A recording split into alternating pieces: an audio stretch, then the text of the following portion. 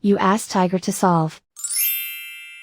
This deals with linear equations with one unknown. The final result is x equals 8. Let's solve it step by step. Group all constants on the right side of the equation.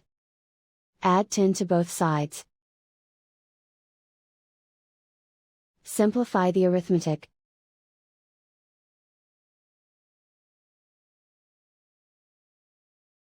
Isolate the x.